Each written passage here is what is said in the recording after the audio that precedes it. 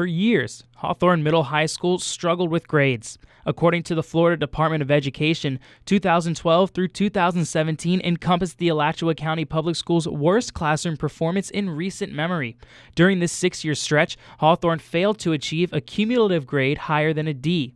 Since 2001, the last time the school received an A for their efforts, Hawthorne earned a passing grade only 4 times and earned an F in 2007, 2013, and 2014. Hawthorne Middle High School is the town's largest employer.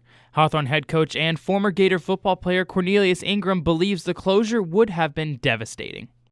The town would have shut down.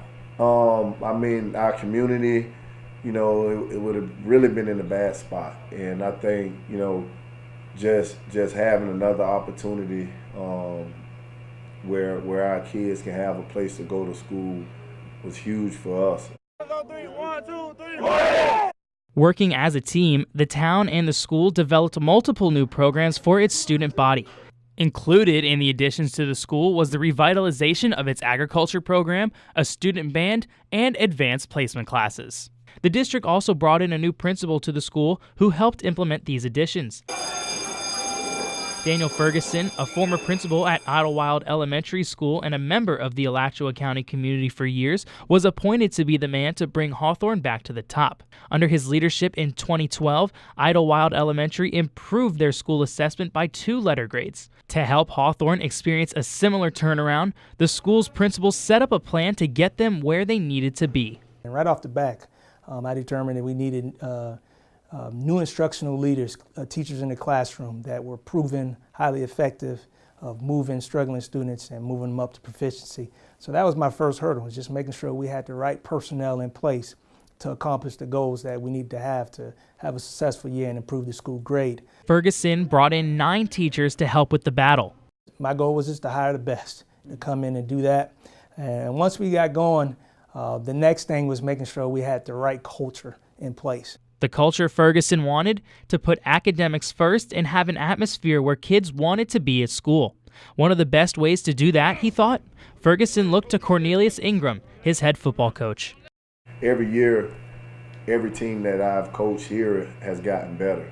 And I always, put emphasis on football being a fall sport. When football is the first sport that basically goes on when you get back to school, that keeps the morale of the school spirit up. Ingram's team finished 7-2, just missing the playoffs in Class 1A in 2017. But the season was still a success for the school and to their new principal. But it really added to the creating a culture of excitement for the school pride. We couldn't have done it without our football team kicking us off and starting that. Devontae Bowie is one of Ingram's key players on the offensive side of the ball. The nephew of the former Gator, Bowie says his influence in teaching has benefited the team and even says his work has brought the town together. Just having him as a coach and him bringing back what he learned at the next level and just instilling it within the players and bringing the city of Hawthorne together, the community, is surreal kind of. I've known people around the community my whole life. I'm playing with the majority of the team I grew up with from elementary school, so it's that they're going to have your back and you know that they're going to support you throughout it all. Just over 1,500 people call Hawthorne their home. It's a town the residents call a family-oriented community. When you're in Hawthorne, it doesn't matter any of that stuff. It doesn't matter how much money you have, how much money you don't have, what kind of vehicle you drive or anything else. It doesn't matter what color you are or what gender you are. You're part of Hawthorne. So, when news dropped that the school was in danger of closing down, the people of Hawthorne had to rally together to save its biggest asset. And we couldn't worry about all the external factors or anything else. We just had to worry about what we could take care of. And so that was our big rallying cry, was just we needed everybody to be on board, everybody to be rowing in the same direction and not be basically battling against each other. Mayor Matt Surrency, who has held the position since 2011, grew up in Hawthorne his entire life. His father and grandfather graduated as Hornets. His grandmother was the secretary for Hawthorne Middle High when Surrency was a child. Many other family trees are also rooted in Hawthorne. Coach Ingram was a star player for the Hornets football and basketball teams in the early 2000s. His efforts as a student and a player earned him a scholarship up the road at the University of Florida, eventually making it to the NFL as a tight end.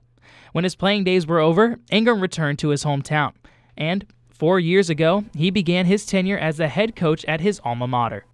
You know, when you have that upbeat, you're having a great football season, you know, the community is showing up every Friday night.